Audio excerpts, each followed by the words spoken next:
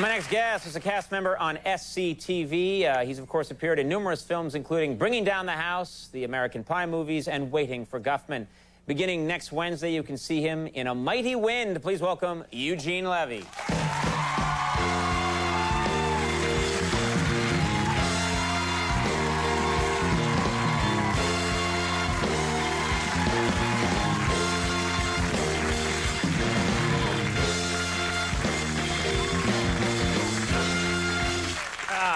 Thank you very much. So much love. Wow. So much love. Too much love for one man. Hey, good night, everybody. That's it. How are you, my friend? I'm doing well. You're Good to see you. doing very well. Let me follow this up. This is Bringing Down the House. This film is a massive hit that you're in. A massive hit. Yeah, it is. It's went through the roof, $100 million, and I was very excited when it hit $100 million. Right. But you know, then the news kind of became bittersweet in a way. Why is that? Well, I thought I was kind of, you know, business savvy. Mm-hmm. But I found out that the studio gets most of the money. Not the $100 million doesn't go to you? Well, I was figuring on 45, 50 million when up there. You know, I thought the actors would get. I mean, what does the studio need the money for? Right. What is a place like... Well, what studio is it? Disney, let's say. Right. Now they've got, you know, they've got Disney World, they got Disneyland, they got the cruise ships, they own a network.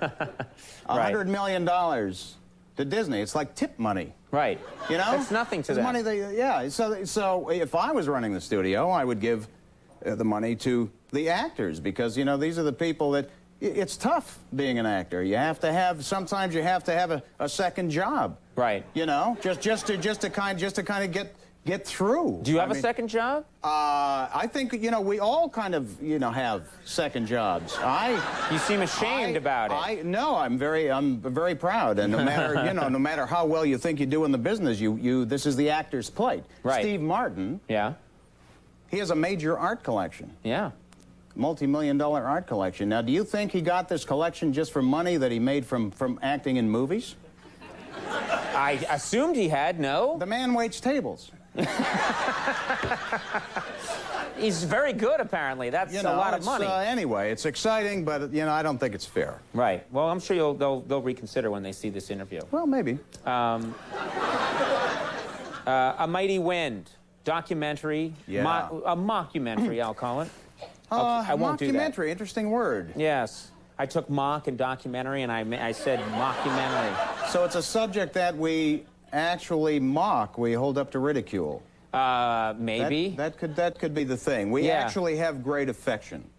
For this subject. Right. And the subject is folk singers. The subject is folk singers.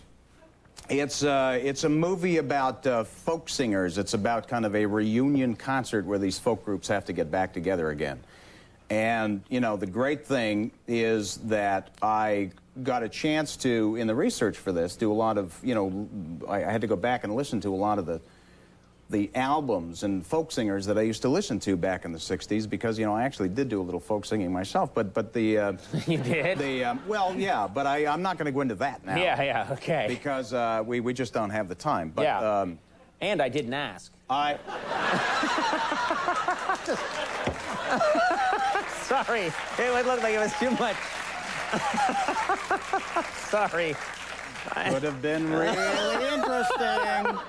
Sorry. Would have been really interesting. I'm sorry. But anyway, I listened to all these groups, and I have to say that, you know, at the top of the list was Bob Dylan back in the 60s. He was like, here's a guy, you know, he wrote some of the great folk anthems, and I actually got a chance to meet Bob Dylan. When? True story, 1965 in Toronto, back when he was touring, and still just kind of getting into the electric thing. So he would do half the concert, he would do acoustic, just his guitar and harmonica, and then he would kind of plug in and go electric in the second half of the concert. And back then, he was getting booed a lot by the folk fanatics who didn't like the change. It wasn't pure to them. But my uncle actually used to manage the group that became his backup group. At the time was known as the Hawks, and they later became known as the Band. But back then, they were the Hawks. So we got to go to the concert. He invited me. We got to go backstage to meet Dylan. And this is a big thing for me because, I mean, to this day, he's like the icon in the music business, and I was so nervous about it. And back then, especially in Toronto, you know, anywhere you went, you had to wear like a suit. You wore a suit. You just wore a suit. Right. That's what you did. That's what people did when they went and, you know, to see any kind of show or talk shows. They would wear suits. They wore suits to hockey games. Right. Right. On a Saturday night, look at a picture at Maple Leaf Gardens in 1965. You see players wore everybody in a suits suit. and ties. I understand. It was just a thing. Yeah. Anyway, so I put on my suit, and unfortunately, you know, this was a suit I happened to be bar mitzvahed in, I think. It was the only suit I had. So it was a little short, and I wasn't looking my best. I was showing far too much cuff, you know, with cufflinks that I got when I was a kid. They were like, you know, howdy-doody cufflinks. It was a bad look. I put on my reversible vest, and we got invited backstage to meet Bob Dylan, and my uncle called me over. And he said, Bob, this is my nephew, Eugene Levy. This is Bob Dylan. And I extended my hand for a handshake, and I saw him go down and look at my cufflink. And, you know, then I got nervous, and his eyes kind of opened a little bit, too. And to compensate, I kind of squeezed his hand a little too tight in the handshake, you know? And if you're a musician, or if you're just anybody who really likes the total use of your fingers, it's not a good thing. No, no. So he kind of, and I said to him, and this is a line that has haunted me for 35 years, I actually said to him, great first half, Bob. And great first half, Bob. I mean, there's a choice of words. Number one, great, and the fact that I called him Bob. Yeah, yeah. And looking the way I did. Right. And he stared at me, expressionless. Right. And I could see him thinking, why are these intermissions so damn long? Right. I could see that in his eyes. Why is this horrible person here with me? Yeah. And that was the thing, and I had my moment, and I blew it. And I understand you met him once, too. I did meet him. I met him recently. I met him like 9 months ago, and I saw him backstage, and he looked at me, and he said, I know you from the TV. That's what he said. And then I was escorted out. Well, at least he spoke to you. Yeah, yeah. I didn't get a chance to embarrass myself. But that's a whole other story. We have a clip here from A Mighty Wind. I want to make sure we get to this. What do we need to know to like this? Well, we just need to know that this the group that Catherine O'Hara and I play are called Mitch and Mickey, and we were a big icon back in the 60s, a big folk duo, sold a lot of records. Now we're back for a reunion, and we're kind of reminiscing about the way life used to be, and my character's had, well, he hasn't been well for many years. It's been a tough go for old Mitch, but they're back together, just about to go on, and now I guess kind of reminiscing a little bit. Okay, let's take a look at this clip from A Mighty Wind. I was flashing back to the rush of adrenaline we used to get arriving at the concert hall, having stagehands saying, "Good show, Mitch. Good luck, Mickey, tonight," and we wait backstage, hearing the crowd chanting, "Mickey, Mickey, Mitch, Mitch." Oh. Walking out into the spot, the sound of the crowd cheering the decibel level.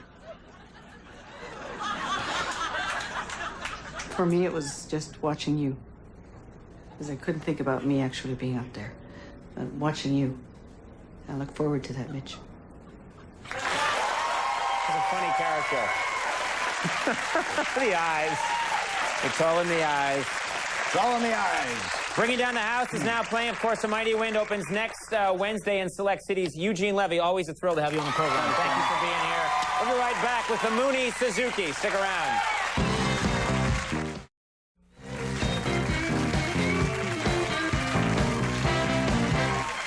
Yeah.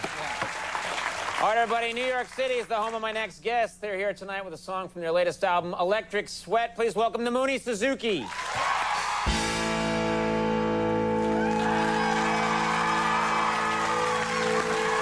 Mooney Suzuki, everybody. We'll take a break. We'll be right back. Stick around. That was great.